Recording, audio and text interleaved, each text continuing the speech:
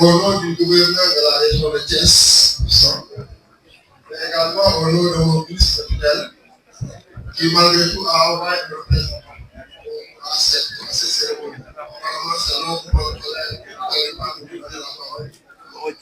Et évidemment, nous, on dépend de lui. Monsieur le ministre de l'Agriculture, de la Sécurité alimentaire et de l'élevage, Monsieur le représentant du ministre de l'Enseignement supérieur, de la Recherche et de l'Innovation, professeur Ibrahim Djebou, ici présent. Monsieur le président du groupement pour l'amélioration génétique de l'élevage pastoral extensif au Sénégal, j'appelle Monsieur Harouna Dalouba. Monsieur le directeur des études de l'ENSA, Monsieur le chef du service administratif de l'ENSA, chers collègues pères et chers étudiantes et étudiants, chers parents éleveurs et agropasteurs, chers invités à vos rangs, titres, grades et toutes distinctions respectées. Je voudrais à l'entame de mes propos vous souhaiter à chacune et à chacun la bienvenue à l'ENSA de Thiès et aussi exprimer ma profonde gratitude aux étudiants qui encore une fois de plus ont renoué à la tradition en souhaitant la bienvenue à nos hôtes à travers cette brillante levée des couleurs. Merci à vous, chers étudiantes et étudiants.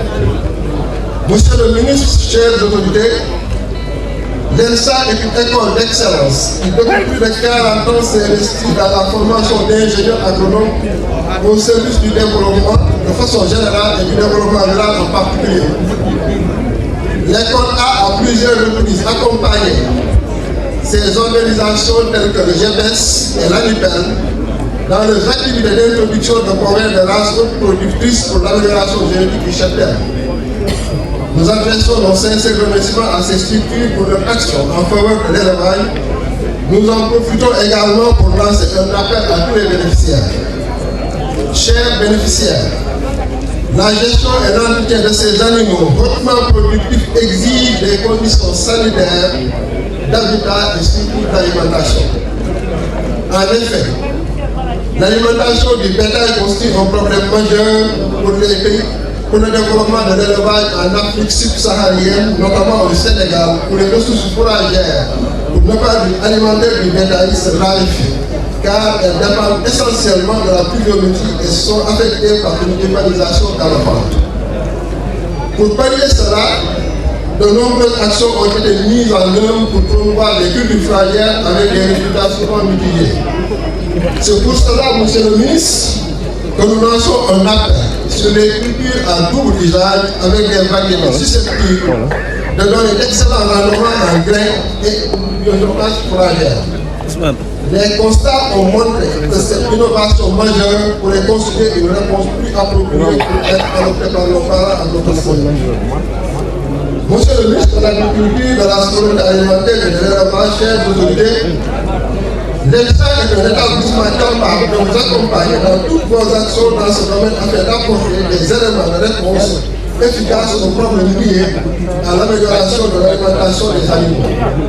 De plus, nous nous positionnons pour vous accompagner dans l'évaluation des programmes d'introduction de races productrices afin d'apporter des propositions d'amélioration et de consolider les acquis. Monsieur le ministre, au début de mes propos, je vous parlais de l'ENSA et du rôle important qu'elle joue dans la réception et l'acclimatation de ces animaux.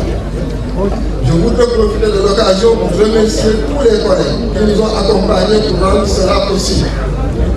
Je voudrais à leur nom, et au nom de toutes les composantes, enseignants, PAS et étudiants sollicités auprès de vous un accompagnement pour cette école afin de redynamiser cette centre d'application. L'ENSA renferme d'immenses potentialités pour contribuer efficacement à la souveraineté alimentaire du pays et à la création d'emplois pour les villages environnants. Cependant, elle souffre d'un manque d'appui matériel et financier pour le fonctionnement de ces licences. Cet accompagnement peut se faire sous la forme d'une subvention spéciale gérée au niveau du ministère avec comme unique objectif la dynamisation des centres d'application de l'ENSA. Merci encore, monsieur le ministre et toutes les autorités ici présentes. et que le bon Dieu nous accompagne dans la réussite de cette opération au grand bénéfice de l'élevage du Sénégal. Je vous remercie.